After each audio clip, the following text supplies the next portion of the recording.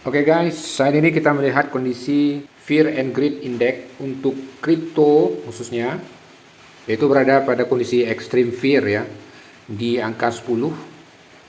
Dan kita juga melihat kondisi harga Bitcoin pada tanggal 27 Februari 2025 sempat menyentuh ke angka 82.200 sekian ya.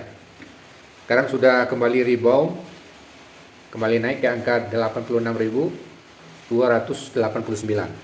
Namun dari indeks fear and greed itu masih di angka 10, masih extreme fear. Artinya masih ada ketakutan yang ekstrim terhadap kondisi pasar saat ini. Tapi sebenarnya kondisi fear ini bukan hanya di kripto saja ya, tapi itu merata ke seluruh market, termasuk saham ya, forex ya. Kita lihat di sini fear and greed index pada market pada umumnya kita lihat ya di angka 22, masih masuk ke dalam zona extreme fear juga. Jadi di saham pun kondisi dalam keadaan fear. Nah, apa penyebab sebenarnya hal ini? Ya, apa penyebab yang memicu keadaan ini sehingga baik itu Bitcoin, kripto, saham semuanya drop ya, dump. Level yang mungkin cukup ini ya, cukup besar ya dropnya. Jadi yang menjadi pemicu kepanikan pasar ini adalah kembali lagi ke kebijakan Donald Trump, Presiden Amerika Serikat. Ya. Perang dagang Amerika Serikat vs Uni Eropa. Trump mengancam akan mengumumkan tarif 25%, ya. Belum kemarin reda ketika Trump memberlakukan tarif untuk Kanada, Meksiko dan China sebanyak 25%. Sekarang giliran Uni Eropa lagi. Ya, ini yang menyebabkan pasar itu jadi panik ya.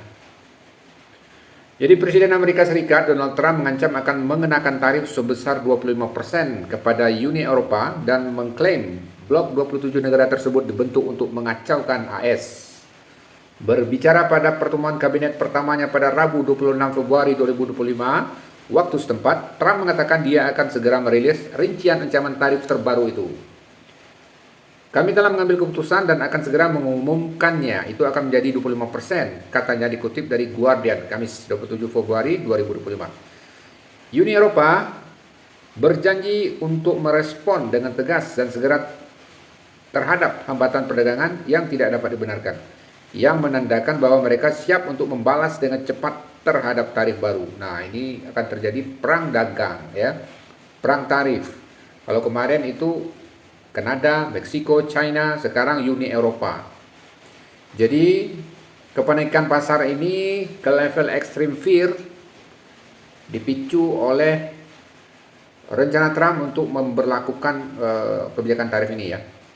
Tapi begini ya, bisa jadi kebijakan ini hanya sebagai senjata untuk diplomasi, ya, untuk negosiasi. Seperti kemarin ya, kita lihat ketika Presiden Trump mengenakan tarif terhadap Kanada dan Meksiko.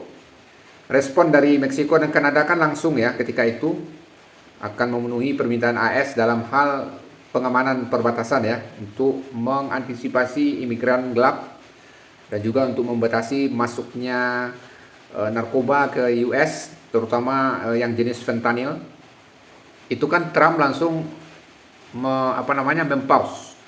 memperpanjang ya, maksudnya menunda dalam waktu 30 hari atau sebulan untuk belum memberlakukannya. Tapi ternyata akan tetap setelah 1 bulan berlalu, rilis terbaru dia akan tetap melanjutkan karena tidak ditemukan titik terang ataupun kesepakatan yang betul-betul permanen untuk kedepannya. Itulah menyebabkan kondisi market itu semakin tidak menentu. Belum habis masalah itu, market diumumkan lagi dengan ini, perang dagang Amerika vs Uni Eropa. Jadi tambah besar ya eskalasinya ya. Jadi Amerika mengancam untuk juga mengenakan tarif 25% kepada Uni Eropa.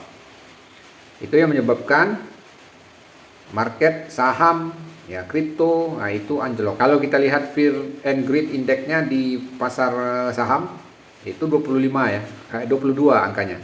Tapi masuk ekstrim. Tapi kalau kripto Bitcoin itu lebih parah lagi. Kalau kripto Bitcoin, Fear and Greed Index-nya di angka 10, extreme fear. Nah, Bitcoin jatuh harganya sampai ke level 82.000.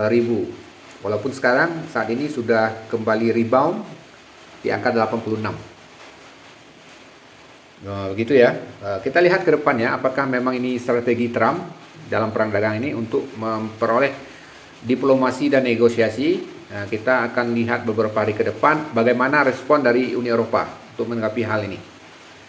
Tapi kalau seandainya Uni Eropa ini malah membalas maksudnya dalam tanda kutip malah memberlakukan tarif balik ke Amerika, wah ini bisa lebih parah jadinya terhadap market.